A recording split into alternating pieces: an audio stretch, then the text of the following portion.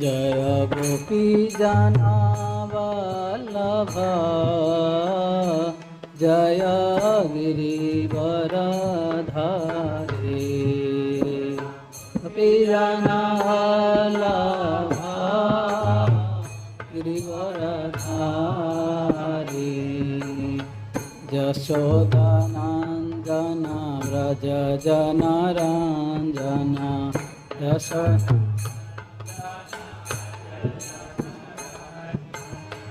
यशोदानंदन व्रज जनरंजन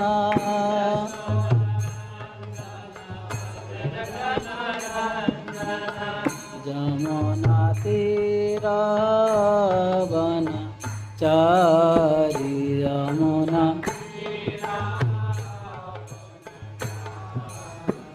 यमुना तीरवन चारि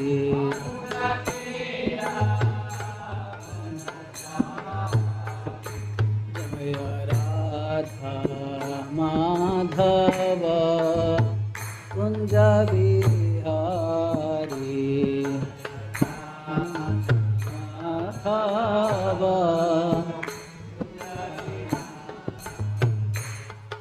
हरे कृष्णा कृष्णा कृष्णा हरे हरे हरे राम राम राम हरे हरे हरे कृष्णा हरे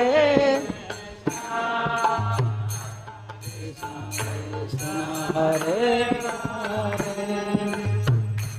हरे राम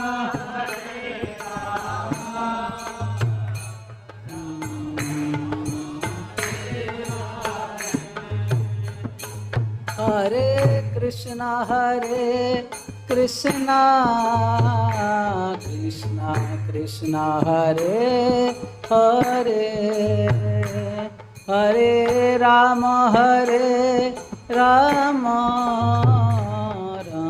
राम हरे हरे हरे कृष्णा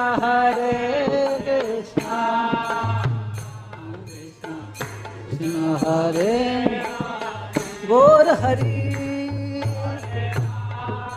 हरे राम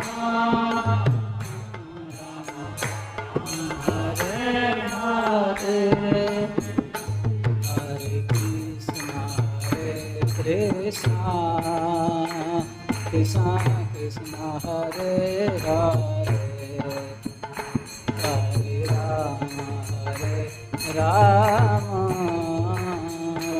राम हरे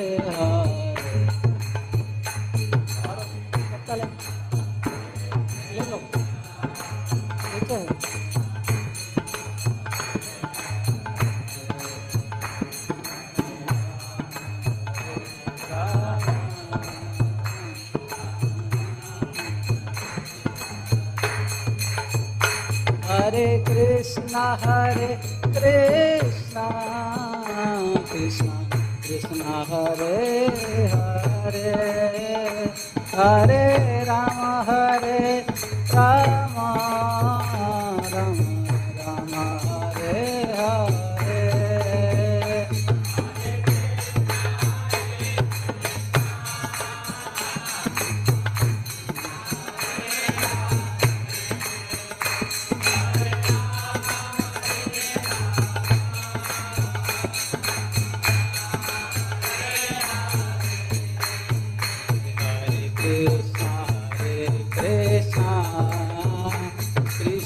कृष्णा हरे हरे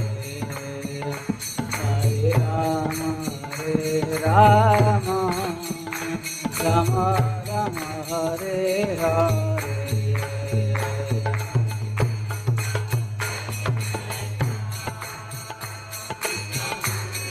हरे हरे हरे राम हरे राम।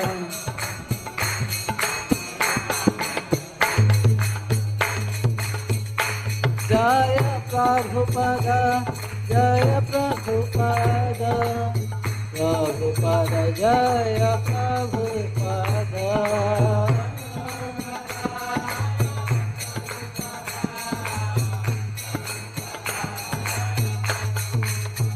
गुरुदेव गुरुदेव गुरुदेव जय गुरुदेव।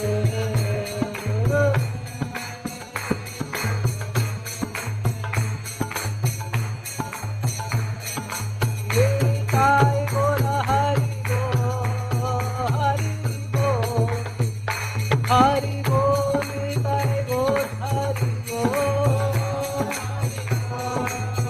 हरि। निताय बोल हरि बोल हरि बोल हरि बोल, निताय बोल हरि बोल।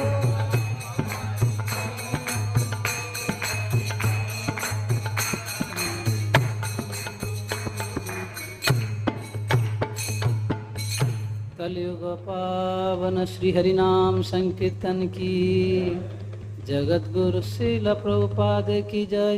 निताय निताय गौर परमानंदे।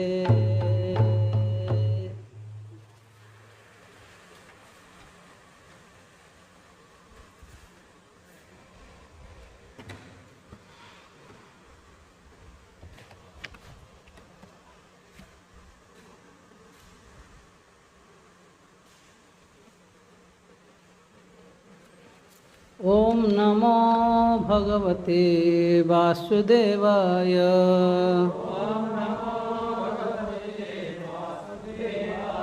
ओम नमो भगवते वासुदेवाय।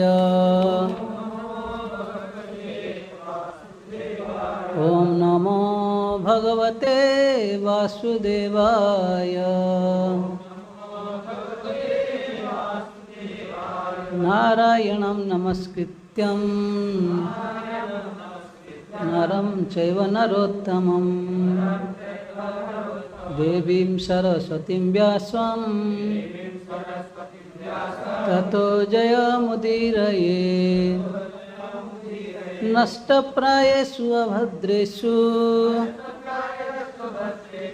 नित्यं भागवत सेवया, भगवती उत्तम श्लोके भक्तिर्भवति नैष्टिकी। कृष्णाय वासुदेवाय देवकी नंदनाय च नंदगोपकुमाराय गोविंदाय नमो नमः।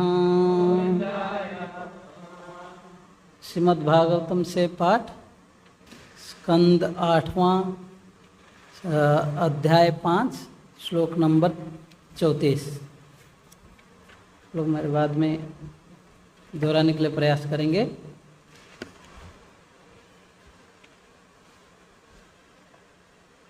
सोमं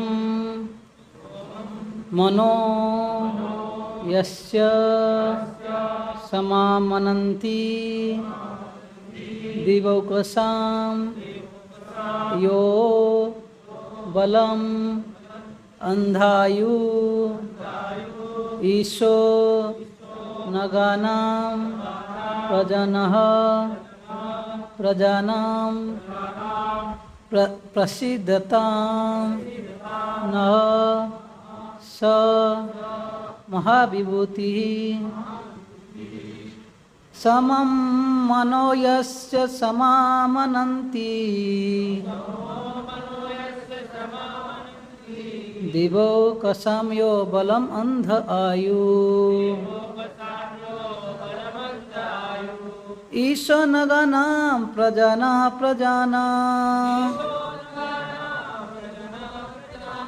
प्रसीदतां नः स महाविभूतिः। सोमं मनो यस्य समामनन्ति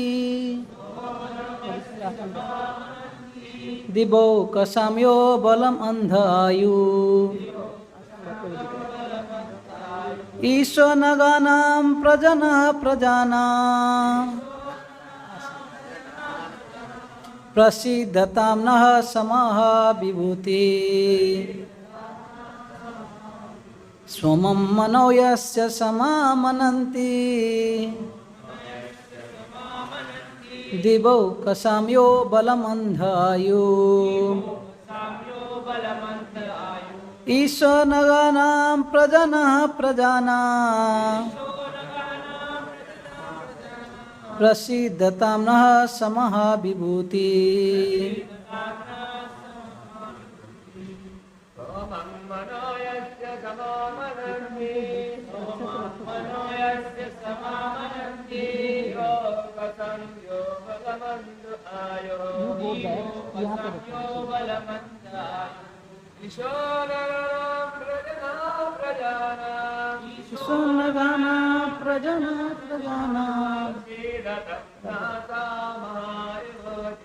प्रसीदतां न समः विभूति।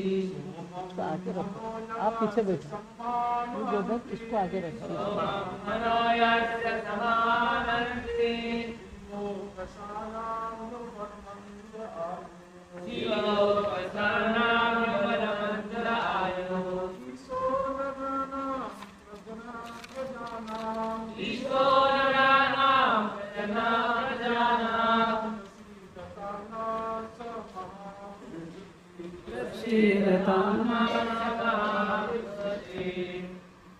माता जी समो मनो यस्य समामनन्ति दिवौकसाम्यो बलमन्धायु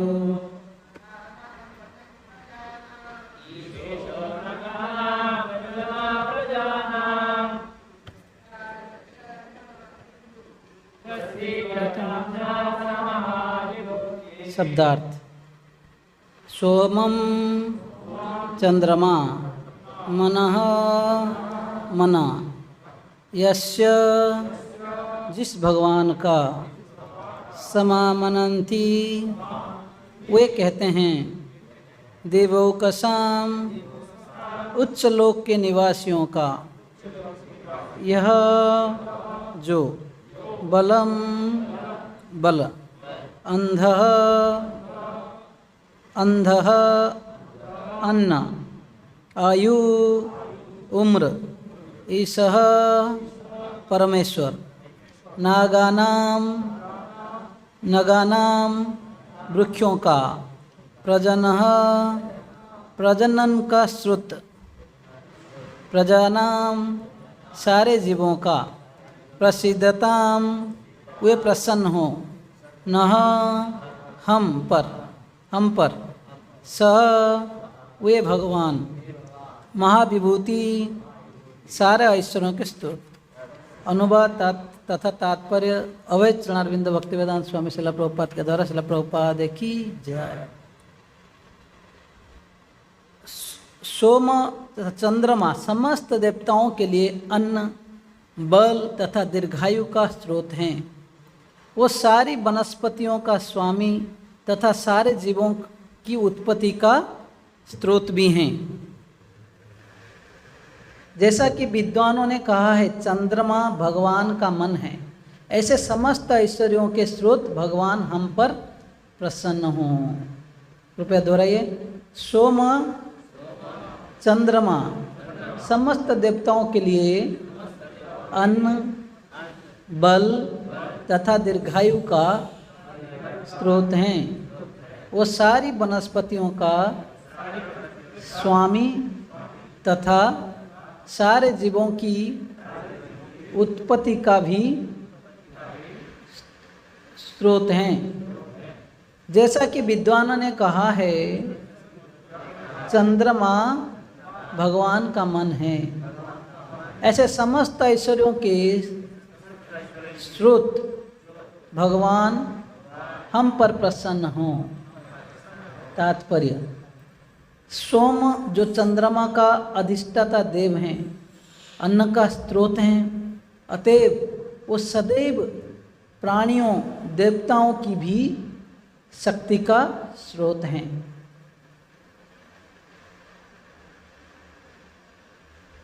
वो सारी वनस्पतियों की प्राण शक्ति हैं। दुर्भाग्यवश तथाकथित आधुनिक विज्ञानी चंद्रमा को पूरी तरह न समझ सकने के कारण उसे मरुस्थल से पूर्ण बताते हैं। क्योंकि चंद्रमा हमारी वनस्पतियों का स्रोत है, अतः वो मरुस्थल कैसे हो सकता है? चंद्रमा का प्रकाश, चांदनी सारी वनस्पतियों की प्राण शक्ति हैं। अतएव संभवतः हम यह नहीं मान सकते कि चंद्रमा एक मरुस्थल है। कई लोग बोलते हैं ना मून लैंडिंग की और कुछ नहीं देखा, खाली डेजर्ट ही है। यहाँ पर शिला प्रभुपाद बोल रहे हैं जो चंद्रमा जो कि हमारा लाइफ का स्रोत है, सारे वेजिटेशन जो है उनके कारण जूस आता है, उसमें उनका पोषण होता है वृक्षों का, उससे हमें जो फल सब्जी सब मिलता है, जो सारे दुनिया को दिया वही उनका ही प्लानेट में सूखा बंजर। हाँ, तो ये आचार्यों से हम समझ सकते हैं। यस।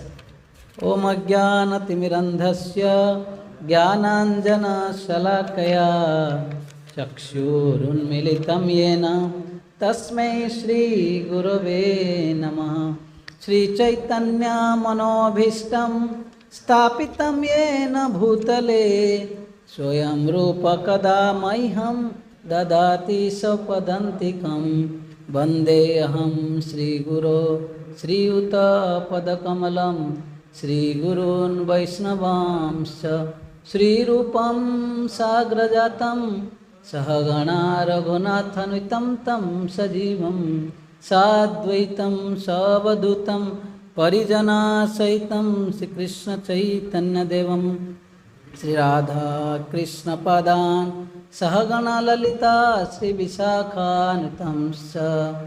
नमो ॐ विष्णुपादाय कृष्णप्रेष्ठाय भूतले श्रीमते भक्तिवेदान्त स्वामिन् इति नामिने। नमस्ते सारस्वते देवे गौरवाणी प्रचारिणे निर्विशेषशून्यवादी पाश्चात्यदेशतारिणे।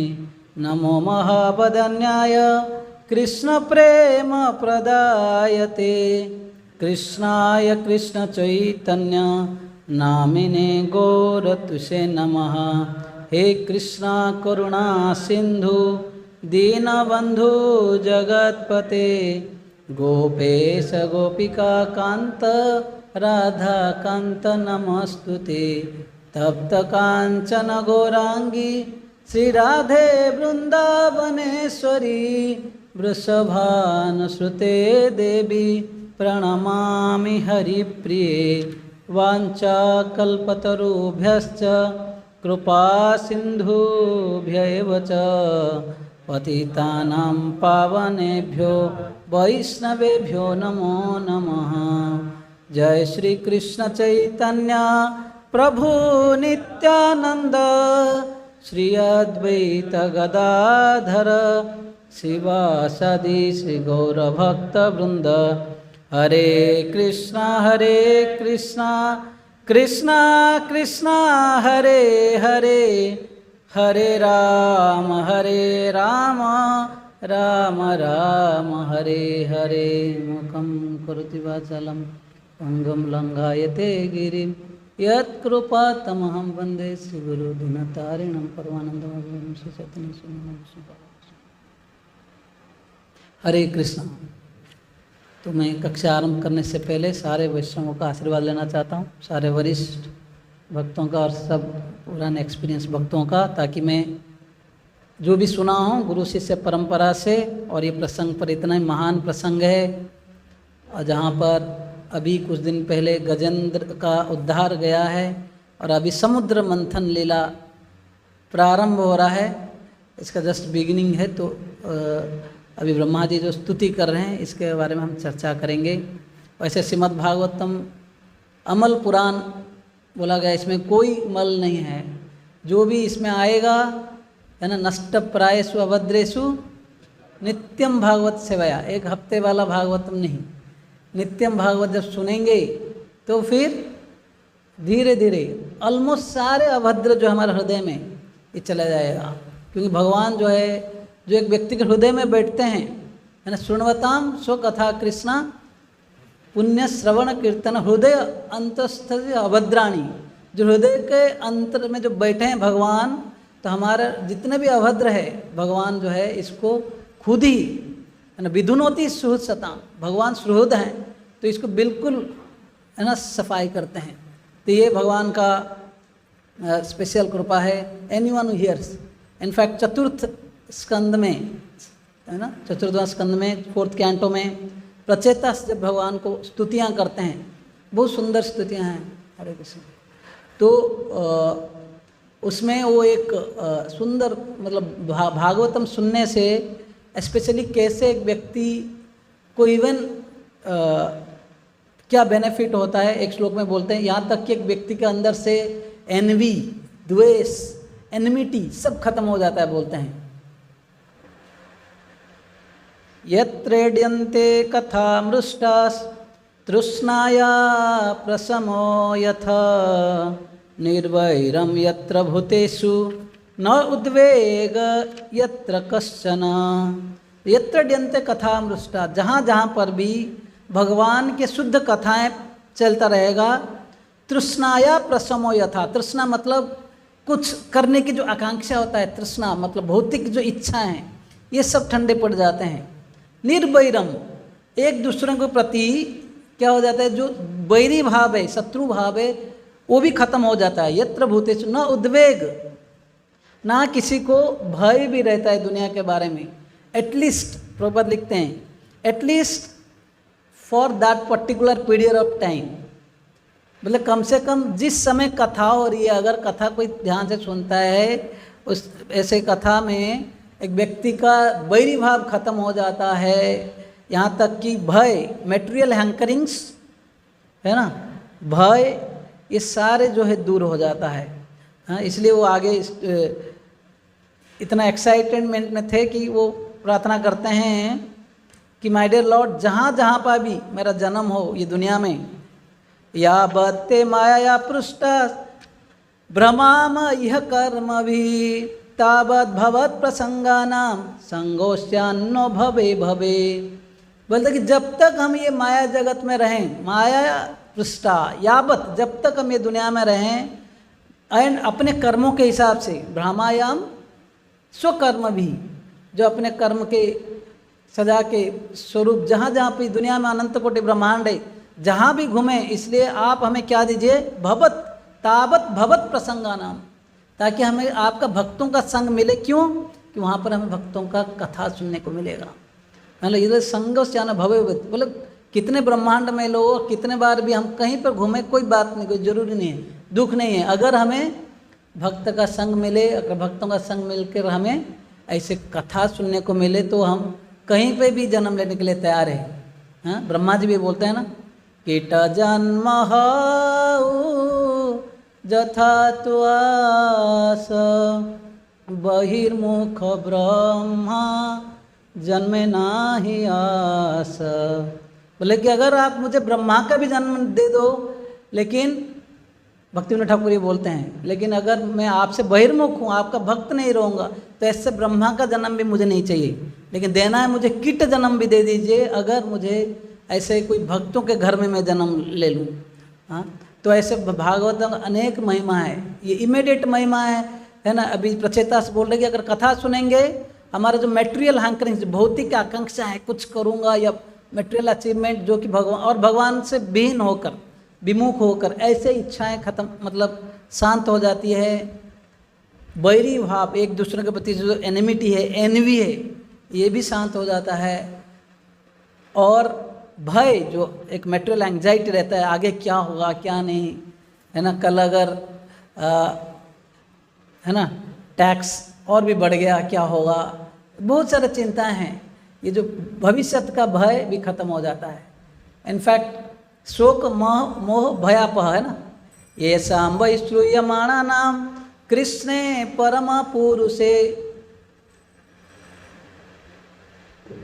फिर कृष्ण परम पुरुष है, मतलब अगर कोई कृष्ण भगवान के बारे में सुनता है, बोलते कि उसको उसके हृदय से शोक मोह भयापह भक्ति उत्पादयते पुंसा शोक मोह भयापह। जहाँ पर भी कृष्ण कथा कोई सुनता है, ऐसा just giving oral reception submissive, ऐसा वही श्रूयमाणा नाम, अगर हम ध्यान से सुनेंगे, बोलते हैं एक तो है भक्ति उत्पादयते पुंसा, उन व्यक्तियों का भगवान के प्रति भक्ति एक उत्पाद मतलब डेवलप हो जाएगा, साथ ही साथ उसका परिणाम होगा शोक मोह और भय, ये सब दूर हो जाएगा। तो ये सीक्रेट है, उसके लिए नित्यम भागवत से बाहर। हमारे प्रॉब्लम ये कि हम भागवत में रुचि नहीं लेते हैं। तो ये जो प्रसंग चल रहा है अभी कई दिनों से, आप सब लोग को बैकग्राउंड पता होगा, लेकिन मैं जस्ट इसको शॉर्ट में समराइज रिकैप करके आगे बढ़ूँगा। तो ये अष्टम स्कंद जो है ये मनवंतर कथा, भागवत में 10 प्रसंग है ना, ऐसे मनवंतर के बारे में, जो सारे मनुओं के बारे में अष्टम स्कंद में स्पेशली बताया गया है। और आरंभ में परीक्षित महाराज इंक्वायरी करते हैं, आपने तो स्वयंभू मनु के बारे में बताया है ना, का बाद में जो उनका पुत्री देवहूति, राइट, जिनका शादी हुआ फिर कर्दम मुनि से, हाँ, फिर बाद में वहीं से कपिल मुनि आते हैं, कपिल भगवान के एक अवतार हैं। ऐसे कई सारे ऑलरेडी सुन चुके थे। परीक्षित महाराज अष्टम स्कंद के प्रारंभ पहला अध्याय में पूछते कि आप सारे मनु के बारे में बताइए, क्योंकि परीक्षित महाराज इतने एक्साइटेड थे भगवान के कथा सुनने के लिए, बोले कि अब एक मनु के बारे में बताए। वे सारे मनु में भगवान का एक अवतार है, कई अवतारों में से युगावतार, लीला अवतार, ऐसे मनवंतर अवतार है। तो मतलब इतने सारे, एक ब्रह्मा के एक दिन में, एक कल्प में 14 मनु आते हैं, हर एक मनु का आयु में मनवंतर में एक एक भगवान आए हैं। कई अवतार होते हैं, एक मनु का डे में भी कई भगवान आते हैं, लेकिन स्पेशली एक मनु को जो मैनेजमेंट करते हैं, उसमें जो समस्या का समाधान करने के लिए स्पेशली भगवान अवतार लेते हैं, उसको मनवंतर अवतार बोलते हैं। तो उस अवतार के बारे में मुझे जानना है, सारे अवतारों के लीलाओं के बारे में बताइए डिटेल में। बोलते कि जो अवतार ऑलरेडी अभी जो 6 हो चुके हैं और जो होने वाले हैं, सबके बारे में डिटेल में बताइए बोल रहे हैं। तो इसलिए जो है सुखदेव गोस्वामी भी देखो, प्रवक्ता को जब देखते हैं, श्रोता जो है सुनने के लिए बहुत इच्छुक है, then it speaks in detail, है ना, तो तब जो कथा का आनंद आता है। तो एक एक करके बताते गए। आप लोग सुने होंगे, पहला मनु क्या नाम था, स्वयंभू मनु, राइट। उनके समय में भगवान कौन आए थे, क्विज यज्ञ, है ना, भगवान यज्ञ आए थे। वो स्पेशली जो है आकुति के पुत्र थे। और ये स्वयं मनु जब तपस्या कर रहे थे, जो भगवान को मतलब ध्यान कर रहे थे, उस समय कई अक्षर राक्षस वगैरह आ गए थे इनको मारने के लिए। तो भगवान कुछ अपने पार्षदों के साथ आकर, देवताओं के साथ आकर इनका वध किया। ये यज्ञ भगवान के बारे में। बाद में ये जो है जाकर इंद्र का पोस्ट लेते हैं। एक्चुअली ये ब्रह्मा का जो मैनेजमेंट है ना भगवान का, उसमें भगवान रहते हैं, ब्रह्मा जी रहते हैं, मनुष्य रहते हैं, मनुपुत्र रहते हैं और सप्त ऋषि रहते हैं। ऐसे 6 जन का एक साइकिल है, मतलब ऐसे उनका 6 जन का कमेटी है, मैनेजमेंट कमेटी, जो काउंसिल मेंबर बोलते हैं ना, तो वो है भगवान जो ब्रह्मा जी का मैनेजमेंट में। फिर बाद में दूसरा मनु, उनके बाद जो है 100 ऋषि मनु।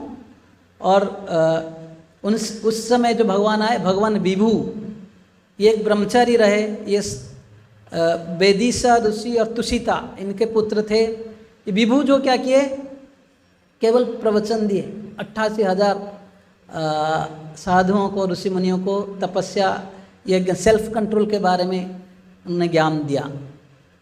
फिर उसके बाद वाला जो है मनवंतर, उसमें मनु रहे उत्तम, है ना। उस समय भगवान आए सत्यसेन के रूप में। हाँ, उन्होंने भी ऐसे ही राक्षस असुरों को ऐसे वध किया। ये धर्म और श्रुति का पुत्र थे। फिर उत्तम मनु के भाई आगे जाकर तामस मनु बनते, चौथा मनु, ठीक है। ये चौथा मनु में भगवान सुखदेव गोस्वामी बोल रहे थे कि भगवान हरि आए गजेंद्र को उद्धार करके, मतलब गजेंद्र को ये कष्ट से उद्धार किया बोल के पास कर रहे थे। वहीं भी परीक्षित महाराज हल्ट मारा, बोले कि बताइए, डिटेल में बताइए गजेंद्र का कैसे भगवान ने उद्धार किया। तो फिर 3 अध्याय खत्म हो गया उसमें। अभी चतुर्थ अध्याय फिर बाद में है ना आया। तो सेकंड, थर्ड, फोर्थ ये अध्याय जो है गजेंद्र स्तुति या गजेंद्र का उद्धार लीला हुआ, ये चतुर्थ तामस मनु के समय हुआ। उसके बाद ये तामस मनु के ही भाई थे, उनका नाम रहा रैवत मनु। तामस में भगवान हरि उद्धार करते हैं आकर, राइट, जो गरुड़ में बैठ कर आकर गजेंद्र का उद्धार किए। रैवत मनु पांचवा मनु है, जो इस समय भगवान आए। वैकुंठ भगवान है ना, इन शुभ्र और वैकुंठ बोल के जो उनका पत्नी का नाम था, शुभ्र ऋषि और उनका पत्नी वैकुंठ था, तो इसलिए उनका वैकुंठा था, उनका पुत्र का नाम हुआ वैकुंठ, जो भगवान का अवतार हैं, जिन्होंने ये दुनिया में एक वैकुंठ बनाया लोकालोक पर्वत के ऊपर लक्ष्मी जी के जो खुशी के लिए। फिर ये जो मनुष्य अभी जो मनवंतर जो चल रहा है, ये है चाक्षुष मनु। इसमें भगवान आए किस रूप में? अजित के रूप में। ये बैरज और देवशुश्रा है ना, इनके पुत्र बन के आए चक्षुषा, अजित भगवान। अजित भगवान आकर क्या किए, बोले उन्होंने कि ये आते हैं, एक तो बीच पहले कुर्म का अवतार लेकर है ना, जैसे ये समुद्र मंथन जो करते हैं, मेरू पर्वत को जो मंथन करते हैं उसके बारे में जब बताए, उस समय पे परीक्षित बोलते हैं please describe it in detail. ठीक है, परीक्षित महाराज जो भी कथा मतलब इतना ईगर थे, इतना अटेंटिव थे, जहाँ पर भी मौका मिलता था कि कथा को डिटेल्स में जानना चाहते थे।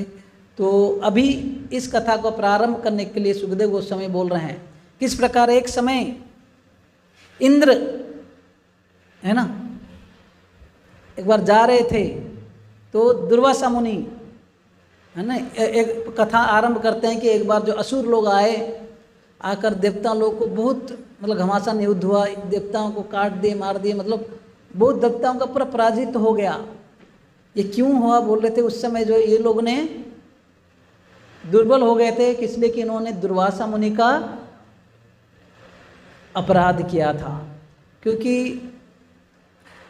स्टोरी आप सब लोगों को पता है, राइट, कि इंद्रदेव एक बार जा रहे थे तो दुर्वासा मुनि रास्ते में आ रहे थे तो खुश हुए और उनको एक गारलांड दे दिए। तो उन्होंने जो है अहंकार थे, जो बड़ा जब क्या बोलते हैं धनांध बोल के प्रपात बोलते हैं वो तात्पर्य में, जब व्यक्ति का धन ऐश्वर्य का जब मद हो जाता है ना व्यक्ति उसमें, तो प्राउड जब हो जाता है व्यक्ति तब उसका पतन का कारण होता है। इसलिए बोलते हैं ना प्राइड कम्स बिफोर फॉल, पतन से पहले ऐसा अहंकार आता है। तो इंद्र जो है वो गारलैंड को लेकर है ना, ऐरावत जो उनका एलिफेंट के सुंड के ऊपर रख लिया, उसने गुस्सा होकर उसको लेकर पैर में लेकर कुचल दिया। तो दुर्वासा को लगा है ना श्राप, है ना गुस्सा हो गए कि है ना इसने मेरा ऑफेंड किया है, अपमान किया है, और इस ऑफेंस के कारण उन्होंने श्राप दे दिया कि तुम्हारा सब कुछ नष्ट हो जाए, तीनों भुवन के जितने सारे बोलते कि सब जो है ना पोवर्टी स्टिकन ना, सब कुछ खत्म हो गया। हाँ, तो फिर देवता ये एक था रीजन, और उसी समय जब युद्ध हो रहा था असुर लोग ज़्यादा शक्तिशाली हो गए। ये एक रिपीटेड इवेंट है इंद्र का जो स्टोरीज में, कि बार बार ऐसे पिछले कुछ अध्याय में देखे थे हम कुछ खंड में, कि कैसे वो अपना गुरु का अपराध करते हैं, गुरु को सम्मान नहीं देते हैं अहंकार के कारण। राइट, प्रभुपाद उस सब तात्पर्य में बोलते हैं कि अगर इंद्र जैसे व्यक्ति भी ऐसे गलतियां करते हैं तो हमारा क्या पोजीशन है। इसलिए जितना मेटेरियल ओपुलेंस कम रहेगा, भौतिक ऐश्वर्य, धन है ना, जन, ये सब, तो उतना व्यक्ति लेवल हेडेड रहेगा। नहीं तो ये सब किसका कारण है?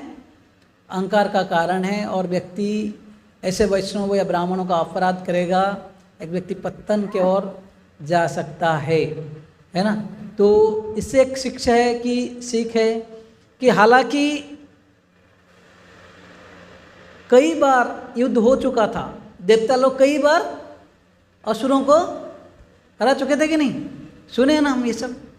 देवता और असुर में जब भी युद्ध होता है ज़्यादातर देवता जीतते हैं, लेकिन कभी कभी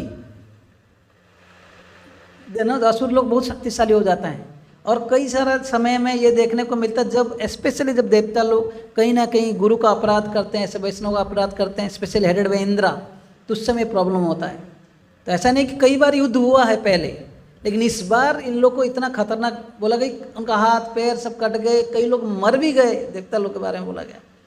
क्यों हो रहा है? क्योंकि अपराध का इतना भयानक रिजल्ट है। तो मैं पिछले बार भी वही सेक्शन में जो गुरु अपराध के, तो वो सेक्शन में भी यही बोल रहा था, मैं सुना था एक प्रभु जी से कि वो बोलते हैं वैसे हमारे साथ हर समय तो युद्ध होता रहता है देवी असुर, देवताओं और असुरों के बीच में, लेकिन ये असुर तभी स्ट्रांग हो जाते हैं जब ये अपराध करते हैं, कहीं ना कहीं, है ना, भगवान वैष्णव के चरणों में अपराध करते हैं। तो वैसे ही हमारे जो ये आसुरिक प्रवृत्तियां हैं, ये हम तो हर समय लड़ते हैं, राइट, इनके साथ लड़ाई चल रहा है, लेकिन जब स्पेशली कोई हम लोग अपराध करते हैं, वैष्णव अपराध, उस समय वो लोग बहुत स्ट्रांग बन जाते हैं। हमारा अनर्थ जो है इतना स्ट्रांग बन जाता है, उसको पार कर पाना बहुत मुश्किल होता है। आप देखिए कई उदाहरण है शास्त्रों में, स्पेशली भागवतम में ही ये नवम स्कंद में आएगा। किस प्रकार सौबरी मुनि पानी के अंदर जाकर तपस्या कर रहे थे, एक बार खाली देखा कि 2 मछलियां जो है संग कर रहे थे, बस उसमें से इतने काम वासना जागृत हो गया। ऐसे नहीं कि उन्होंने पहले भी कई बार नहीं देखा था, मतलब तपस्या किए थे, लेकिन इस समय उन्होंने गरुड़ जी का अपराध किए थे, गरुड़ जी को उनको ऑफेंड किया था। उसका देखो तुरंत ये नोट हो जाता है, अगर when we do offence immediately our material desires become stronger. मैं पर्सनल लाइफ में भी देखा हूँ, जब भी ऐसे कोई स्पेशली वेरी सीनियर डिवोटीज ने, जिनको हमें बहुत हमारा पूज्य हैं, ऐसे लोगों के प्रति कुछ भी मिसबिहेव करें, कभी गुस्से से बोल दें, तुरंत पूरा काम वासना पूरा भर जाता है कुछ समय के बाद। एंड इट इज टू, मैंने सुना था कई साल पहले राधे श्याम प्रभु बोलते हैं कि when we offend devotees 2 things become prominent, material desires become strong, जपा में मन नहीं लगेगा दूसरा, है ना। तो तुरंत समझ जाना चाहिए, भक्त से क्षमा मांगो, प्रार्थना करो, जो भी है, यू शुड रिजॉल्व इट।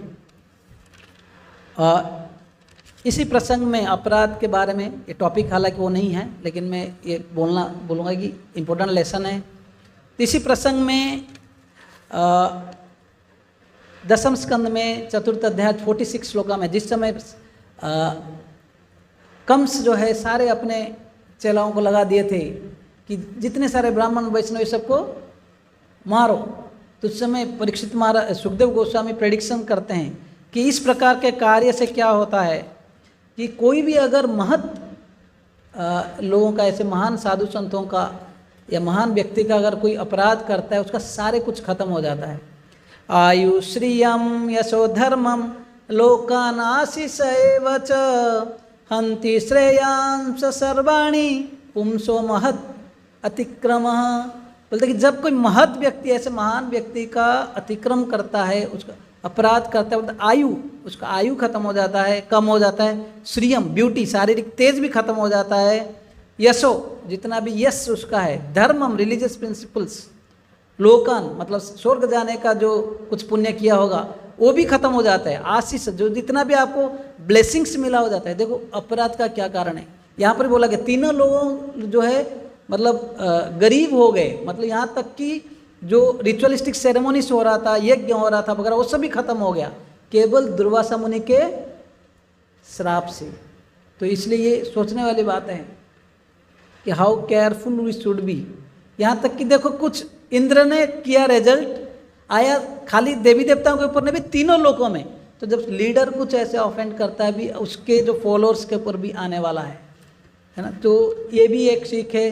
लेकिन इस पूरा प्रसंग में, ये जो समुद्र मंथन में, ये एक सीख है कि भले भक्त को किसी भी अवस्था में क्यों ना हो, किसी भी स्थिति में क्यों ना हो, सुख हो दुख हो, एक भक्त जो है वो भगवान का शरण लेता है।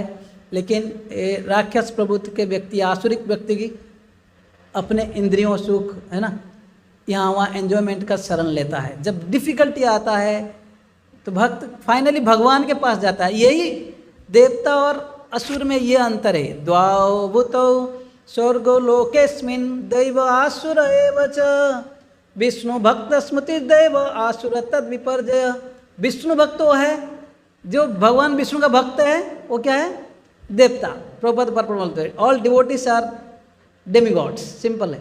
और जब विष्णु को मानता नहीं है ना, तद आसुरी तद विपर्जय, उसका उल्टा जो है, जो भगवान का विष्णु का भक्त नहीं है, जो आर्थिस्ट बोलते हैं, सिंपल है, वो असुर है।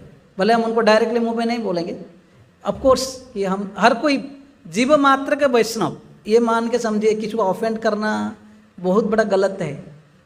कोई भी जीवात्मा है सब भगवान का अंश है, ये वैष्णव है, खाली कुछ समय के लिए कवर्ड ओवर है।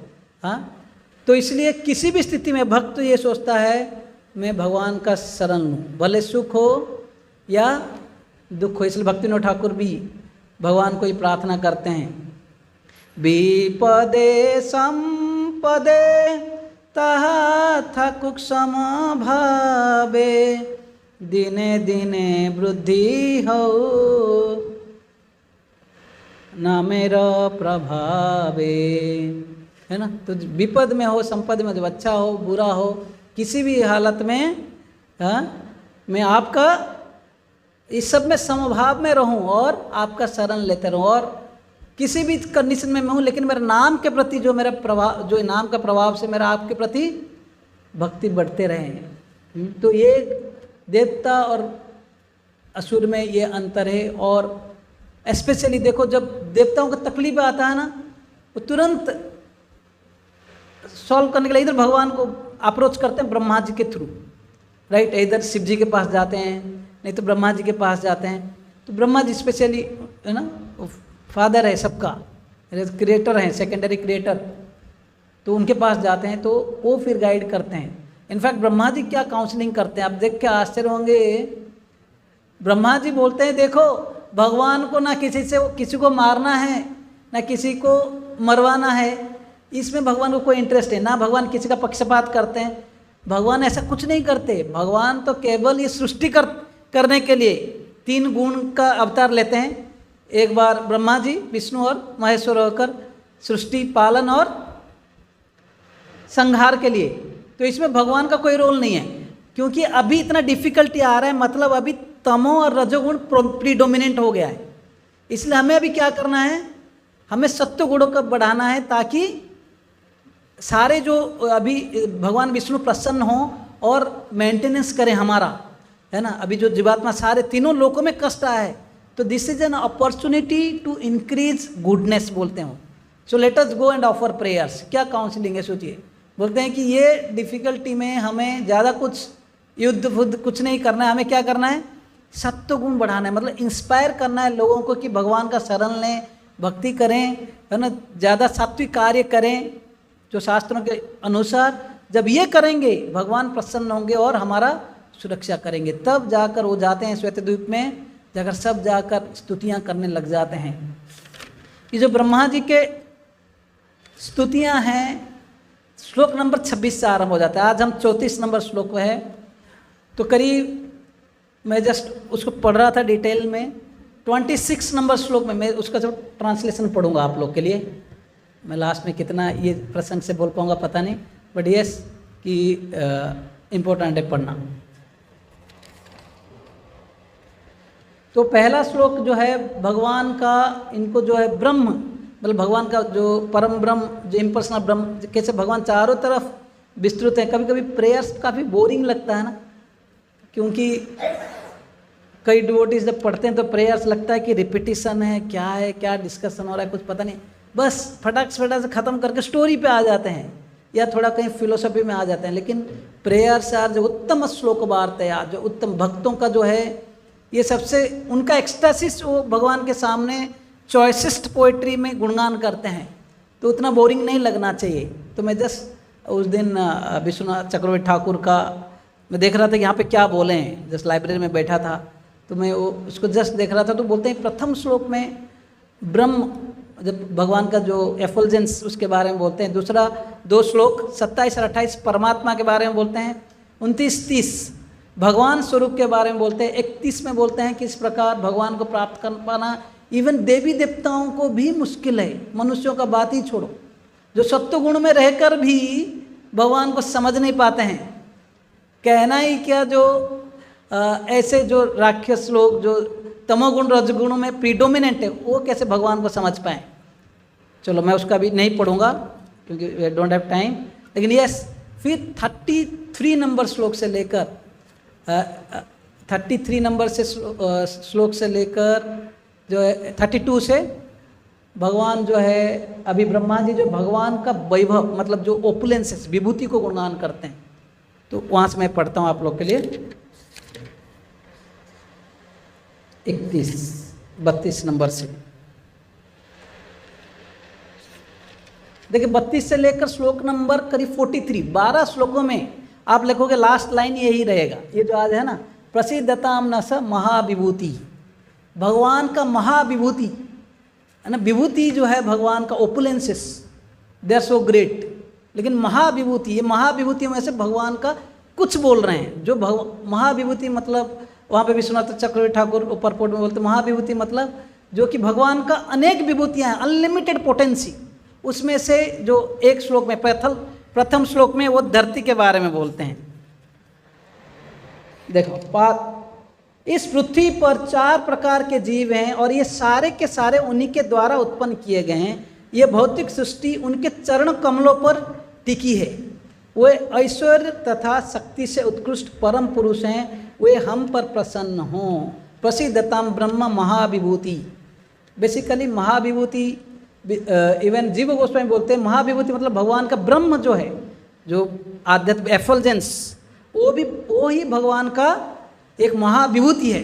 और कहना है क्या ये जगत का विभूति है ना, ये कुछ नहीं उसके सामने, एक दृष्टि से इसका अर्थ ही है। तो भगवान जो इवन अनलिमिटेड पोटेंसीज रखते हैं, जैसे धरती में 4 प्रकार का लोग हैं। ये भगवान का जो महापुरुष भौतिक मतलब भगवान का ये पूरा दुनिया को भौतिक जगत को अगर भगवान का शरीर के रूप में तुलना किया जाए, यहाँ पर बोल रहे हैं उनका चरण जो है क्या है, पृथ्वी है। ऐसे जो प्लानिटरी सिस्टम्स हैं उनका चरण है। ये धरती पर 4 प्रकार के जीवात्मा हैं। कैसे हैं? जरायुज जो कि ऐसे जन्म लेते हैं मनुष्य जैसे, पशु जैसे, जो उम्ब से जन्म लेते हैं जरायुज। और एक उद्विज मतलब जो प्लांट्स ट्रीज मतलब जो बीज से जन्म होते हैं। फिर अंडज जो अंडे से जन्म होते हैं। और एक स्वेदज पसीने से पानी से, जलज है ना। तो ऐसे ये 4 प्रकार के जीवात्मा हैं। ये पहला श्लोक में बोलते हैं, तो आप लोग रिलेट कर पाओगे। मतलब ये जो 12 श्लोक है, जो ये हर एक में सेम प्रसिद्धताम नः स महाविभूति। ये सेकेंड श्लोक में बोलते हैं, 33 नंबर में बोलते हैं पानी के बारे में, जल के बारे में। सारा विराट जगत जल से उद्भूत हैं और जल ही के कारण सारे जीव बने रहते हैं, जीवित रहते हैं तथा विकसित हो। यह जल भगवान के वीर्य के अतिरिक्त और कुछ नहीं है। अतएव इतनी महान शक्ति वाले पूर्ण पुरुषोत्तम भगवान हम पर प्रसन्न हो। प्रसिद्धताम न स महाविभूति है ना, हमारे ऊपर भगवान प्रसन्न हो। जल जो भगवान का वीर्य कहीं कहीं बोला गया, कहीं कहीं भगवान का शरीर का पसीना है बोला गया है, लेकिन ये भगवान का पोटेंसी है। जल के बिना जल ही जीवन है। बोलते हैं ना रसोहम अपसु कौन्तेय है ना, जल का जो मधुर टेस्ट भगवान गीता में बोलते हैं वो भी मैं हूँ। हाँ, ओशन वाटर जो हम पीते हैं वो पी नहीं पाएंगे, लेकिन उसमें जो मधुरता है। इनफैक्ट प्रभुपाद एक्सटासी में एक बार लेक्चर में, गीता लेक्चर बोलते हैं, अगर कोई वाइन भी पी रहा है, शराब भी पी रहा है, फॉरेन में बोलते हैं, अगर उसका टेस्ट कोई सोचे ये भगवान कृष्ण है, तो फिर भी वो कृष्णा कॉन्शियस रह सकता है। और सोचिए, तो यहाँ पर आज के श्लोक में ऐसे, आज के श्लोक में मून के बारे में बोला गया है, सोमो जो भगवान के मन है बोला गया। आगे के श्लोक में फायर, एयर, ऐसे अनेक डिस्क्रिप्शन होगा अगले 12 श्लोक में। तो मैं यहाँ पर आता हूँ आप लोग के लिए मन के बारे में। और कहाँ कहाँ सोम व चंद्रमा समस्त देवताओं के लिए अन्न, बल तथा दीर्घायु का स्रोत हैं। वो सारी वनस्पतियों का स्वामी, सारे जीवों की उत्पत्ति का स्रोत भी है। जैसा कि विद्वानों ने कहा है चंद्रमा भगवान का मन है, ऐसे समस्त ऐश्वर्यों के स्रोत भगवान हम पर प्रसन्न हो। प्रसिद्धताम न स महाविभूति। हाँ, तो ऐसे ये मून के बारे में कई अदर रेफरेंसेस है गीता में भी, भागवतम में भी। स्पेशली गीता में बहुत अच्छे प्रसंग है, किस प्रकार भगवान जो है मून के रूप में, जो सन और मून का जो स्प्लेंडर, इनका जो हीट और लाइट, इससे किस प्रकार जीवात्माओं का पोषण करते हैं। एक तो 7वां अध्याय में बोलते हैं रसोहम अपसु कौन्तेय प्रभास्मि शशि सूर्य चंद्रमा और सूर्य का जो प्रभाव हूँ मैं, लाइट, है ना। 10वां अध्याय के 21 श्लोक में बोलते हैं नक्षत्राणाम अहम शशि, है ना। कई सारे स्टार्स हैं लेकिन उसमें से मैं मून हूँ। तो इस पर बोलते हैं, कई लोग बोलते हैं कि मून एक प्लानेट है, बट प्रभुपाद बोलते हैं मून एक स्टार है। क्या आप यहाँ पर बोलते हैं? सो सन हर एक यूनिवर्स में बोलते हैं कि जैसे, क्योंकि अभी कई सारे नक्षत्र है, मून उसमें से बहुत लाइट देता है और से दूसरे स्टार्स जो है छोटे छोटे लाइट देते हैं। इसका अर्थ है ये जो स्टार्स है they are not like sun, because stars अगर ट्विंकलिंग लाइट दे रहे हैं, इसका मतलब सन, मून जैसे, चंद्रमा जैसे सूर्य से ही लाइट उनको रिफ्लेक्ट हो रहा है। इसका मतलब stars are like moon, not like sun. तो ये प्रभुपाद तात्पर्य बोलते हैं। 15 अध्याय के 12, 13, 14 श्लोक में भगवान बोलते हैं किस प्रकार भगवान जो है एक मतलब जीवात्माओं के भरण पोषण करते हैं। यद आदित्य गतम तेजो जगत भासेत अखिलम, ये चंद्रांशी यच्चाग्नौ यद तेजो विधि मामकम। भगवान बोलते हैं जो तेज है इनमें, हाँ, चंद्रमा और सूर्य का जो तेज है मैं हूँ। गाम आविश्य च भूतानि धारयाम अहम ओजसा पुष्णामि चौषधि सर्वा समो भूत्वा रसात्मक। वही बोल रहे यहाँ पर पिछले श्लोक में सूर्य चंद्र का जो भगवान बोल रहे हैं कि मैं तेज हूँ, उसका प्रभाव हूँ। अब यहाँ पर बोल रहे हैं कि मैं स्पेशली चंद्रमा के रूप में पूरा जो मतलब जो सारे जीवात्माओं हैं, है ना, इनको जो स्पेशली ट्रीज प्लांट्स, इनको जो है जो जूस प्रदान करता हूँ, इनका भरण पोषण कर। पुष्णामि चौषधि सर्वहा, सारे जीवात्माओं का, सारे जो पेड़ पौधों का मैं पोषण करता हूँ और स्पेशली जो वेजिटेबल्स ये सब नरिश करता हूँ जूस के द्वारा। मतलब उसका टेस्ट, उसका नरिशमेंट, उसमें जो टेस्ट, ये सब चंद्रमा के द्वारा होता है। वो तेज जिसके द्वारा चंद्रमा ये सब कर रहा है वो मैं हूँ बोल रहे हैं भगवान। अहम वैश्वानरो भूत्वा, देखो भगवान एक तो है सनलाइट मूनलाइट क्रिएट करते हैं, उसका जो प्रभाव वो भी मैं हूँ भगवान बोल रहे हैं। उसके थ्रू भगवान ट्रीज वेजिटेबल्स इसको नरिश करते हैं, हमारा पोषण कर, यहाँ तक कि उसको खाने के बाद हम पचा भी नहीं सकते। पिछले बार सूर्य चंद्र पे यही बोल रहे थे, है कि नहीं। अहम वैश्वानरो भूत्वा प्राणिनाम अहम देहम आश्रित प्राणापान समायुक्त पचामी अन्न चतुर्विधा। बोलते कि मैं प्राण अपान जो बाहर और अंदर जाने वाले जो प्राण वायु उसके साथ मिल जाता हूँ। ये जो खाने वाला जो हम खाते हैं उसको पचाने के लिए, और शरीर में मैं एक फायर ऑफ डाइजेशन वैश्वानर के रूप में बैठे रहता हूँ डाइजेस्ट करने के लिए। तो भगवान का हमारे लाइफ में कितना बड़ा कंट्रीब्यूशन है, अब सोचिए, है ना।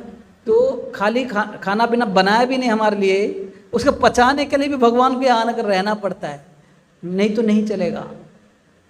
तो ये भगवान का कृपा है, भगवान का जो ओपुलेंस में ऐसे कई ओपुलेंस है, लेकिन सबसे बड़ा एक्स्ट्रा ओपुलेंस आप बोलेंगे द टॉप मोस्ट ओपुलेंस भगवान का लव, भगवान का प्यार जो है हम लोग के लिए, है ना। खाली जीवात्मा को सृष्टि कर नहीं लिए है, यहाँ पे भेजे नहीं है, सब व्यवस्था की हैं यहाँ पर स्वयं। अगर मैं सुना था कुछ साल पहले, एक हमारे चैतन्य चरण हुए साइंटिफिक काफ़ी आर्टिकल्स लिखते हैं, बोलते हैं आप जितना खाते हो ना, जो हमारा डाइजेस्टिव सिस्टम है, हम खा रहे हैं लेकिन क्या खा रहे हैं पता नहीं, कैसे जाकर ब्लड बनता है, क्या बनता है, उससे हमको शक्ति मिल रहा है।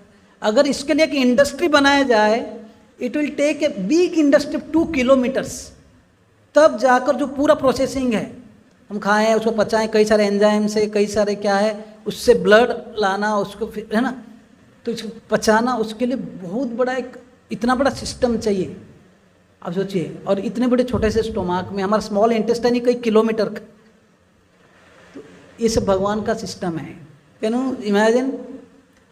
तो ये है, तो मून के बारे में इवन 11वां स्कंद में भी उद्धव को भगवान ऐश्वर्य के बारे में बोलते हैं, वहाँ पर भी बोलते हैं सोमम नक्षत्र औषधिनाम। अगर जो सारे स्टार्स और हर्ब्स इनमें का अगर जानना चाहता तो मैं कौन हूँ, इन लोग का मालिक सोम, तो ये मैं हूँ। ये 11वां स्कंद के 16 अध्याय का 16 नंबर श्लोक में है। अभी मैं जस्ट और 5 मिनट में अगर समय मुझे इजाज़त है तो मैं बोलूँगा किस प्रकार हमें ऐसा ऐश्वर्य क्यों जानना चाहिए, भगवान का महानता।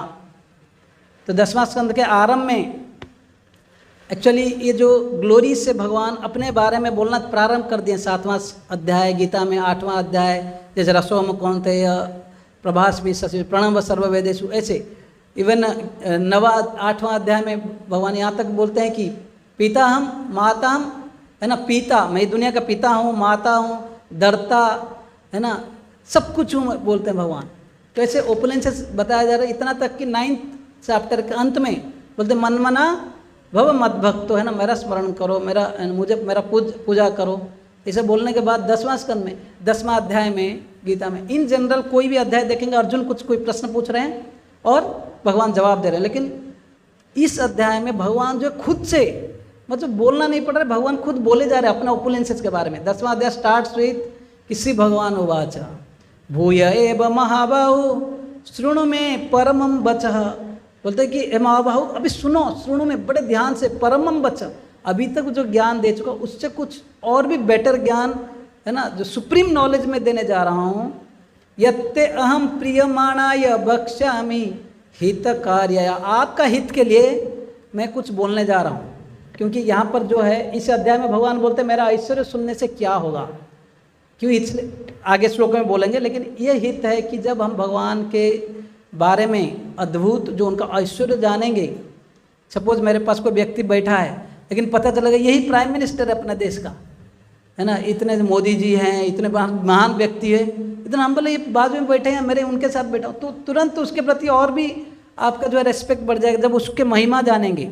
यहाँ पर कई सारे डिवोटीज हैं, हमको पता नहीं, इवन मेरा जन्म से पहले कई डिवोटीज भक्त हैं, तो जब ऐसे और कई डिवोटीज काफ़ी डीप भक्ति कर रहे हैं, कई सीनियर डिवोटीज, तो जब कुछ भक्तों के महिमा सुनते हैं तो नेचुरली उनके प्रति रेस्पेक्ट या उनसे सुनने के लिए वो भाव आ जाता है। वैसे ही जब भगवान के बारे में महिमा सुनेंगे, एक भक्त में जो आश्चर्य, जो वो अद्भुत रस पैदा होता है, जिससे कि फिर वो भगवान का स्वीटनेस, जो माधुर्य को अच्छा से समझ सकता है। इसलिए परमम वचः, आगे जाकर भगवान जो है बोलते हैं न मे विदुषुर गणा प्रभवम न महर्षय अहम आदिरिहि देवानाम महर्षिनाम च सर्वश, इवन कई सारे देवता हैं, महर्षि नाम, ये भी इनको भी नहीं समझ में आता, क्योंकि फाइनली उस मेरे से आए हैं, ये लोग भी नहीं समझ सकते। हम लोग देखते हैं कई सारे देवता हैं, इंद्र हो, ब्रह्मा जी हो, है ना, शिव जी हो, ये भी इनसे मोहित हो जाते हैं, राइट। लेकिन है ना, केवल भगवान को हम एक लेसन है, भगवान का ऐश्वर्य सुनना है। श्रृणु में परमम वचः, केवल भगवान से डायरेक्टली सुनना। प्रभुपाद लिखते हैं गीता भागवत जैसे अदर पुराण जो स्क्रिप्चर से ग्लोरीफाई कर रहे हैं, या परंपरा से अगर सुनेंगे भगवान के बारे में, या भगवान से डायरेक्टली हमको परंपरा से सुनेंगे, तभी ही हम भगवान का ऐश्वर्य को समझ सकते हैं। जब तक भगवान का कृपा नहीं होगा, हम अपने मेहनत से with no what to speak, देवी देवता जो समझ नहीं पाते हैं, ब्रह्मा जी स्वयं बोलते हैं तो हम नहीं समझ पाते। कुछ लोग पहले बोले, तो क्या कहना है हम लोगों का, अथापिते देव पदाम्बुजदय प्रसाद लेशानुगृहीतमेव हि जानाति तत्त्वं भगवन् महिम्नो न चन्यमे कोपि चिरं विचन्वन्। ये श्लोक ब्रह्मा जी स्तुति करते हैं 14वां अध्याय में, जब उन्होंने ऑफेंड कर लिया था, बाद में ब्रह्मा स्तुति करते हैं 10वां स्कंद में, बोलते कि भगवान जब तक आप किसी के ऊपर कृपा नहीं करेंगे, प्रसाद लेशानु, अगर आप थोड़ा किसी के ऊपर आपका कृपा हो जाएगा, वो आपको नहीं समझ पाएगा। ना कि कोई व्यक्ति भगवान के लिए अपने खुद के प्रयास से चिरम विचिन्न प्रयास करते रहेगा, फिर भी उसको नहीं समझ में आएगा। लेकिन अगर आपका थोड़ा कृपा हो जाएगा, ये आर्गूमेंट हो रहा था, आप लोग सुने होंगे जगन्नाथपुरी में, सार्वभौम भट्टाचार्य और उनके जो ज्वाई गोपीनाथ आचार्य बोले तुमको भगवान समझ नहीं सकते। वो बोलते क्या प्रूफ है, वो डायरेक्टली बोलते ये श्लोक, बोले कि तुम्हारे पर भगवान का कृपा नहीं हुआ है, इसलिए तुम नहीं समझ सकते।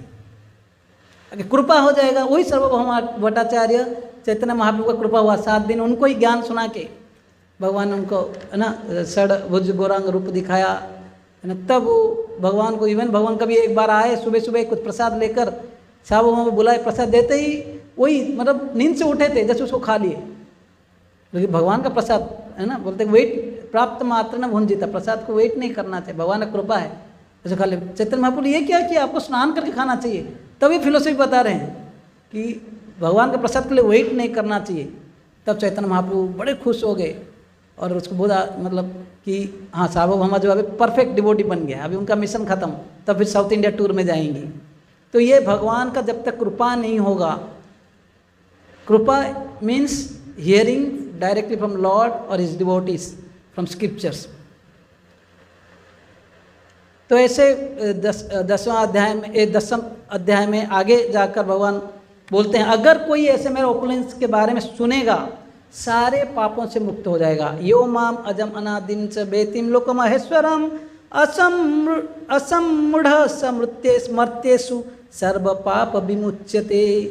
बोलते अगर कोई मेरे को समझेगा, अजन्मा है भगवान, अजन्मा है, अनादि हैं, सारे लोगों का स्वामी वही हैं, तो ऐसे कोई व्यक्ति रहेगा तो समझ में उसको, अगर उसको ये ज्ञान है तो वो कभी बिल्डर नहीं होगा। असमूढ़, तो मूढ़ा जो है वो भगवान को अफेंड करता है कोई साधारण व्यक्ति जैसे, लेकिन भगवान को जो ये समझ जाएगा सर्व पाप विमुच्यते, तो सारे पापों से। तो भगवान को जानने के लिए योग्यता है भगवान से सुनना या उनका भक्तों से सुनना। ये जानने से क्या होगा, सारे पाप दूर हो जाएंगे। और फिर आगे जाकर बोलते हैं ये सारे ऐश्वर्य का सबसे बड़ा बेनिफिट है, एताम विभूति योगम च मम यो वेति तत्वतः सो अभिकल्पेन योगेन युज्यते नात्र संशय। बोले अगर कोई भगवान का विभूति और उनका जो मिस्टिक पावर, इनकॉन्सिवेबल पोटेंसीज अगर कोई ठीक से समझता है तत्वतः, सो अभिकल्पेन योगेन, मतलब बोलते ऐसे भक्ति में अनडिवाइडेड शुद्ध भक्ति करेगा, मतलब जो अनडेविएटेड भक्ति, कहीं पे भी उसका मन इधर उधर नहीं जाएगा, वो शुद्ध भक्ति करेगा। जो बोलते हैं ना, जब भगवान का ऐश्वर्य कोई समझ लेता है, भगवान का ग्रेटनेस कोई समझता है, उसको क्या भगवान के ऊपर श्रद्धा विश्वास और भी बढ़ जाता है। भगवान इतने महान हैं, सब कुछ। इनफैक्ट जब कोई व्यक्ति समझ जाता है शरीर आत्मा सब कुछ भगवान से आया है ना, तो there is nothing to be proud of, there is nothing to be proud of. To be humble मतलब क्या है, नम्रता मतलब टू बी हॉनेस्ट। एक बार जस्ट कल ही सुन रहा था एक लेक्चर वृंदावन से, तो बोल रहे थे माता जी की, एक बार ऐसे एक व्यक्ति आया भगवान के साथ कंपटीशन, बोला कि आप ये सृष्टि कर सकते हो, मैं भी कई सारे चीज़ें सृष्टि कर सकता हूँ। भगवान ने बोला बढ़िया करो। तो भगवान ने एक कंडीशन रखा, तुम सृष्टि करो लेकिन एक भी इंग्रेडिएंट तेरा नहीं होगा।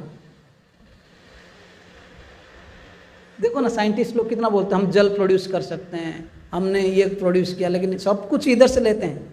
इसलिए एक बार शिला प्रभुपाद के पास एक व्यक्ति आया था, तो किसी ने उनको इंट्रोड्यूस किया कि ये बड़े एक ग्लास कंपनी का मालिक है। तो प्रभुपाद उनके तरफ देख आया, प्रभुपाद उसको बोले यू आर ए थीप, इतना हैवीली बोला, वो व्यक्ति भाग गया।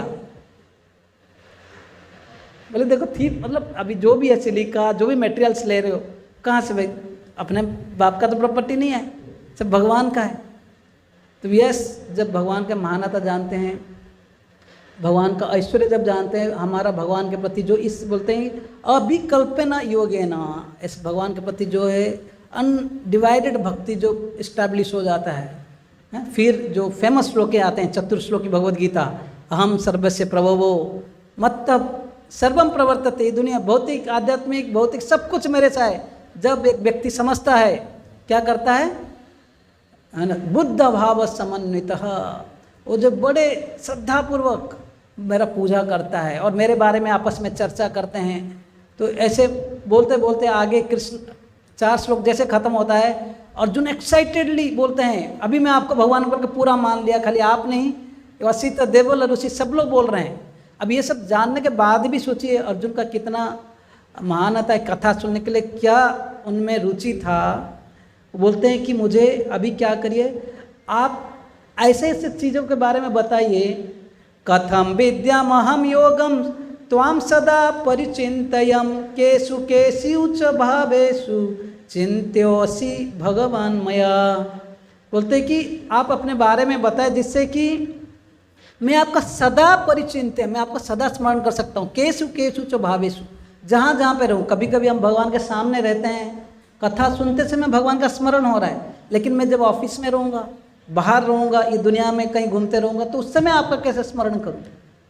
तो ये जब बोलते हैं, एक तो है कि जब बाहर दुनिया में रहें स्मरण करने के लिए तरीका है, सदा, वो भी सदा मतलब हर समय परिचिंत, मतलब इंटेंसली अगर भगवान को याद करना है, अर्जुन यहाँ पर पूछ रहे हैं तो आप उपाय बताए। तब भगवान बोलते हैं yes Arjun I will tell my opulences, लेकिन कितना बताऊँ, मेरा ओपुलेंसेस अनलिमिटेड है, उसमें से कुछ प्रोमिनेंट बता देता हूँ बोल रहे हैं।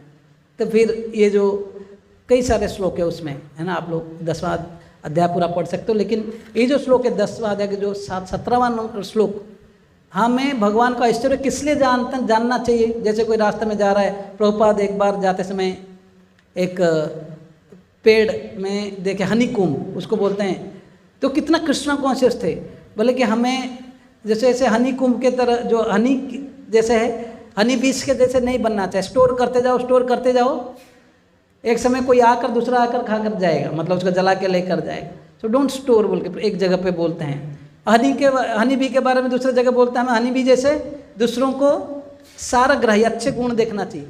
मतलब जब ऐसे भगवान के सारे मतलब दुनिया को देखकर हम बाहर दुनिया भले के देख रहे हैं, लेकिन उससे कृष्ण को स्मरण हो रहा है। जल देखते हैं तो भगवान के पसीने बोल के याद होना चाहिए। जो सन और मून, कई जगह पे सन और मून, अभी आगे श्लोक में सन को सूर्य भगवान का आंख के समान बोला गया है, इवन मून के भी कई ये बोला गया है ना। तो जो कई सारे पेड़ पौधों का भगवान के शरीर का बाल के रूप में तुलना किया गया है। तो ऐसे भगवान जो दुनिया देखते हैं उसमें हमें भगवान का ये constant remembrance and that too intense remembrance, और in the absence of, specially अगर जिस समय टेम्पल में नहीं भी रहते हैं या भक्तों के संग में नहीं रहते, विग्रह के सामने रहते हैं, कैसे भगवान को याद कर पाए। इसलिए अर्जुन पूछे हम लोगों के लिए। हालांकि शुद्ध भक्त थे, यहाँ तक अर्जुन के बारे में बोला तो सोते समय भी उनके रोम रोम से कृष्ण का आवाज़ आता था। भगवान इतना मतलब ऋणी हो गए उनके लिए, रात भर जगते थे।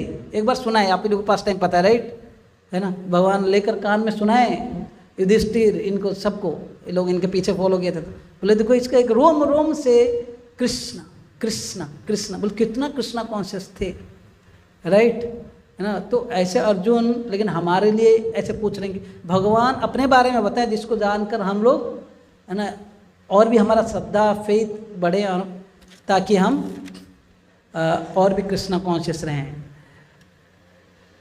भगवान अंत में ये अध्याय का अंत में बोलते हैं, अथवा बहुनैतेन किं ज्ञातेन तव अर्जुन विस्तव्यहम इदम कृष्णम एकाम से न स्थित जगत। अर्जुन तुमको इतने डिटेल में जानना क्या जरूरी है, एक अंश में पूरा इस जगत को मैं मेंटेन करता हूँ। जो 11वां अध्याय में 11वां स्कंद में उद्धव को भगवान बोलते हैं, अध्याय का नाम है वही भी ओपुलेंसेस ऑफ द लॉर्ड। तो वहाँ पर भी भगवान उद्धव को बोलते बोलते एक श्लोक में बोलते हैं, संख्यानाम परमाणुनाम काले न क्रियते मया न तथा में विभूतिनाम सृजतो अंडानि कतिशः कोटिशः। बोलते हैं कि देखो मैं परमाणु जितना एटम है दुनिया का काउंट कर सकता हूँ। संख्या नाम परमाणु नाम, काले न समय के बाद में हाँ शायद सारे एटम को काउंट कर लूँगा, लेकिन न तथा में विभूति नाम, लेकिन मैं अपने विभूतियों के बारे में नहीं बोल सकता। जो अनंत कोटि ब्रह्मांड में, कोटि ब्रह्मांड में जो है वो विभूति, क्योंकि इतना भगवान का है मैं उसको काउंट नहीं करता। मतलब वो इतना अनलिमिटेड है, कहने के लिए कितना बोलें। एटम तो एक एक भगवान बोल सकते हैं, क्योंकि घर में भगवान बैठे, जीव गोस्वामी बोल रहे हैं भगवान का विभूति ऑपुलेंस अनलिमिटेड है।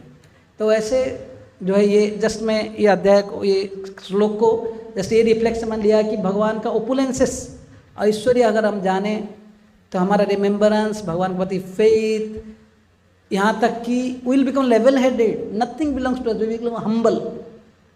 और यद यद विभूति मत सत्वम श्रीमद ऊर्जितम एवं, जो भी भगवान बोलते हैं जहाँ पर भी कुछ विभूति दिख रहा है, कुछ ब्यूटी दिख रहा है, कुछ दिख रहा है, कुछ टैलेंट्स दिख रहा है, ऊर्जा दिख रहा है, ये समझना चाहिए मम तेजो अंश संभवा, ये मेरा ही कुछ क्वालिटीज उनमें दिख रहा है। तो हम लोग द्वेष कहाँ पे आएगा? द्वेष क्यों है? Because we are not Krishna conscious.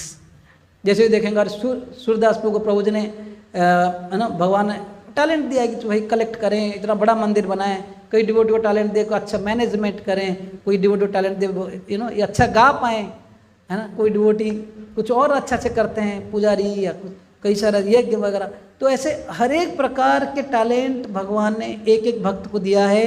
वो यूनिकनेस जब हम देखेंगे कि ये भगवान का तेज है, तब हमारे में ये एक तो ह्यूमिलिटी आ जाएगा, और दूसरा है भगवान के इतना महान महिमा, समुद्र के सामने जाओगे आप अपने आप को मान लोगे भाई मैं कोई बड़ा व्यक्ति नहीं हूँ, हम्बल हो जाएंगे। तो ह्यूमिलिटी, नॉन एनवी, ये सारे गुण आ जाएगा, भगवान के प्रति श्रद्धा बढ़ जाएगा, हमारे जो है स्वीटनेस के प्रति, भगवान के माधुर्य प्रति आकर्षण बढ़ जाएगा, पाप से खत्म हो जाएंगे हम लोग, पाप सब चला जाएगा अगर हम भगवान का ऐश्वर्यों को समझें ऐसे। तो ये करीब 12 श्लोकों में भगवान का ऐश्वर्यों का गुणगान करते हैं ब्रह्मा जी। आगे आएगा, दूसरे प्रवचक जो है वो कंटिन्यू करते रहेंगे। हरे कृष्णा। ग्रंथराज श्रीमद् भागवत